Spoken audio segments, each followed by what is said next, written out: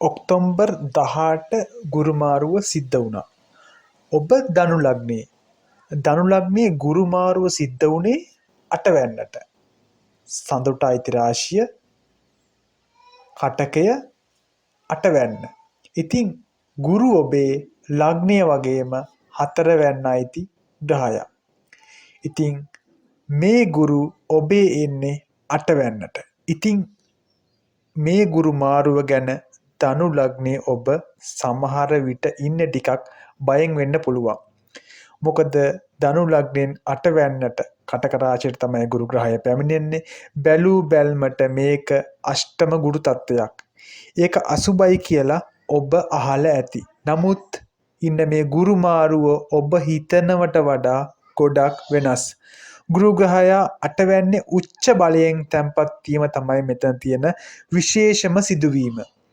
අද අපි හරියටම විග්‍රහ කරමු ඔක්තෝබර් 18 ඉඳන් දෙසැම්බර් 5 වෙනකම්ම මේ උච්ච අෂ්ටම ගුරු ඔබට ඇත්තටම බලපාන්නේ කොහොමද කියලා. මේක අභියෝගයක්ද නැත්නම් ආශිර්වාදයක්ද කියලා. මුලින්ම අපි තත්ත්වය තේරුම් ගමු. ධනු ලග්නයේ ඔබට ගුරු කියන්නේ ඔබේ ලග්නාධිපතියා. ඔබේ ජීවිතය, ඔබේ සෞඛ්‍ය වගේම ඒ වගේම ඔබේ හතරවැන්න අධිපතියා. ඔබේ ගෙදර, ඔබේ වාහන, ඔබේ මව, ඔබේ සතුට. මෙන්න මේ කියන හැම දෙයක්ම ඔබේ ගුරු විසින් පාලනය කරගන්නවා වගේම ගුරුට අයිති දේවල්. ඉතින් මේ අධිපතියා ඔබේ අටවැන්නට, ඒ කියන්නේ ඔබේ බාධක, හාදි සිදුවීම්, අර්බුද මෙන්න මේ නියෝජනය කරන ස්ථානට අනේක තමයි ඔබ බය කරන සිදුවීම වෙන්නේ. ඒ කියන්නේ අටවැන්න කියන්නේ ඔබේ බාධක, ජීවිතයේ හාදි සිදුවීම්, ඔබේ ජීවිතයේ අර්බුද මේ හැමදේම නියෝජනය කරන අටවැන්නට යෑම තමයි ඔබව බය කරන සිදුවීම වෙන්නේ. ඉතින් මේ කාලය තුළ ඔබ පරිස්සම් වෙන්න ඕන ධනු ලග්නයේ ඔබ. විශේෂයෙන්ම හතරවැන්න අධිපතිය අටවැන්න නිසා වාහන පදවන ධනු ලග්නයේ ඔබ ගමන් බිමන් යනකොට හදිසි අනුතුරු වලින් ප්‍රවේශම් වීම ඉතාම වැදගත්. ඒ වගේම අටවැන්න වෙන්වීම සහ පාඩු නියෝජනය කරන නිසා හිතවතුකුගේ හෝ ඥාතියෙකුගේ කනගාටුදායක ආරංචියක් අසන්නට ලැබීමෙන් ධනු ලග්නයේ ඔබේ හිතේ යම් කනගාටුදායක තත්ත්වයක් ඇති වෙන්නත් ඉඩ තියෙනවා. ඒකත් ටිකක් මතක තියාගන්න. නමුත් මෙන්න මේකයි වැදගත්ම දේ. ඔබේ ලග්නාධිපති ගුරු අටවැන්නේ උච්ච බලයෙන් තැන්පත් වෙනවා. අර මම ඉස්සෙල්ලා කිව්වා වගේ මේක සාමාන්‍ය ගුරු අටේ ඉන තත්ත්වයක් නෙවෙයි.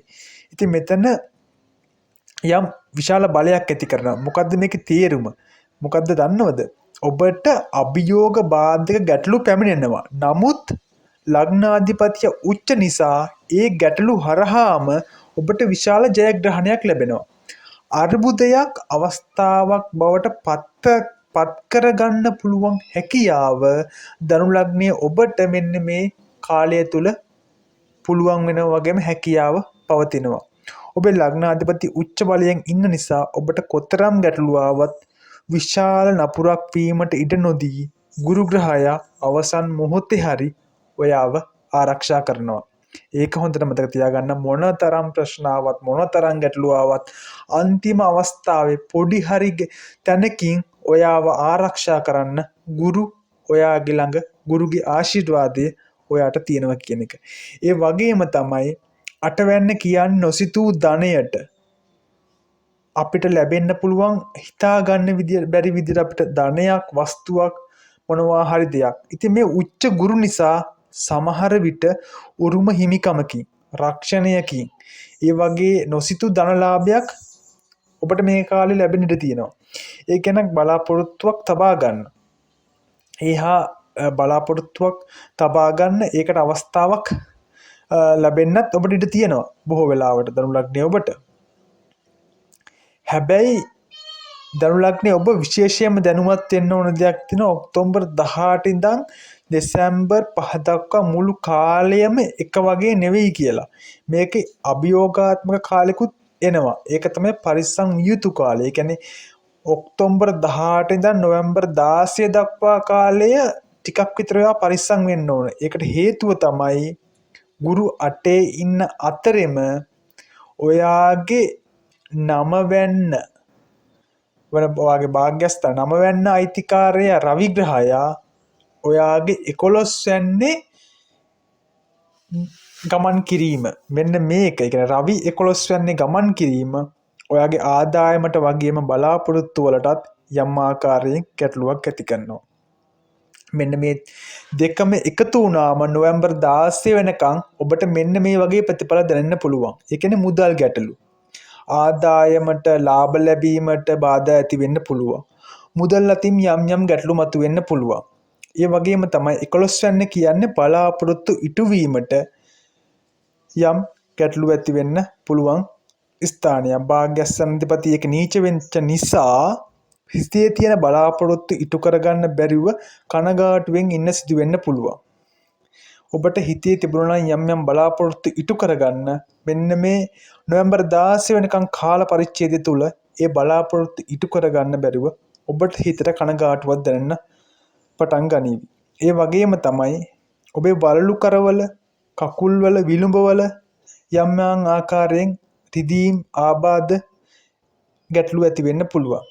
ඒ වගේම තමයි ඔබේ මේ රවිගේ තියෙන ගැටලුව නිසා ඔබට ආශිර්වාද කරන සුබපතන අය අඩු වෙන්න පුළුවන්.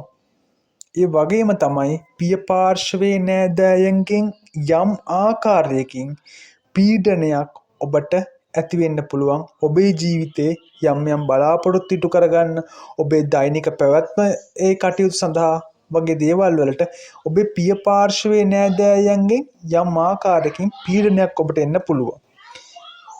ඉතින් මෙන්න මේ ආකාරයෙන් යනකොට ඔබට සුබ ආරංචිත් නැතුවම නෙවෙයි. මොකද නොවැම්බර් 16න් පස්සේ රවි ග්‍රහය තුලා රාශියෙන් මිදිලා වෘශ්චික රාශියට යනවා.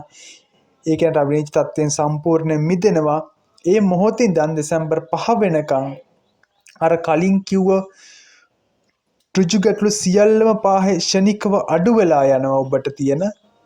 එහෙම අඩු වෙලා ගිහිලා නොවැම්බර් 16 ඉඳන් දෙසැම්බර් 5 වෙනකම්ම කියන්නේ ධනු ලග්නේ ඔබට විශාල සහනයක් දෙන හොඳින් හුස්ම ගන්න පුළුවන් හොඳ කාලයක්, හොඳ වාසනාවන්ත කාලයක් බවට පත් වෙනවා. ඉතින් ඔබට මේ කාලේ ඔබට ලැබෙන අවස්ථාවලින් ප්‍රයෝජන ගන්න ලැබෙන කාලයක්. ඔක්තෝබර් 18 ඉඳන් නොවැම්බර් 16 කාලය ඔබ ප්‍රවේශම් වෙලා හොඳින් ප්‍රවේශම් වෙන්න ඕන. අනතුරු සෞඛ්‍ය ගැටලු මූල්‍ය බාධක ගැන හොඳින් සැලකිලිමත් වෙන්න. නොවැම්බර් 16න් පස්සේ ඔබට සහනය උදා වෙනවා. මේ සම්පූර්ණ කාලය තුළම ඔබේ ලග්නාධිපති ගුරු උච්ච බලයෙන් අටවැන්න ඉන්න නිසා ඔබට එන අභියෝග ජය ගන්නත් ඒ වයින් වාසි ලබා ගන්නත් ඔබට ශක්තිය ලැබෙනවා. මේ කාලේ ඔබට කරන්න තියෙන හොඳම දේ තමයි ගුරු ග්‍රහය නියෝජනය කරන ගුණ ධර්ම වලට යහපත් වැඩවලට ඔබේ සිත යෙදීම. පුළුවන් තරම් පින් දහම් කරන්න, ආගමට දහමට ලැබිව හොඳ චරිත ස්වභාවයකින් කටයුතු කරන්න, ගුණවත් අය පමණක් ආශ්‍රය කරන්න, ඒ අයගේ ගුරුහරුකම් ලබා ගන්න, ඒ පින්කම් වල ශක්තිය උච්ච ගුරුගේ ආශිර්වාදයේ සමග එකතු වෙලා ඔබට එන ඕනෑම නපුරක් පළවා හැරලා ජීවිතයට ඔබේ යහපතක්ම උදා කරાવી. ඉතින් ඒ යහපතත් එක්ක ඔබේ ජීවිතයේ ඉදිරි කාලය බොහොම සතුටින් ගත කරන්න හැකියාව ලැබෙවි. ඉතින් මේ වටිනා විග්‍රහය ධනු ලග්නයේ ඔබේ අනිත් යහළුවන්ටත් ෂෙයා කරන්න. ඔබ සැමට ගුරු ග්‍රහයාගේ ආශිර්වාද ලැබේවි. තෙරුවන් සරණයි.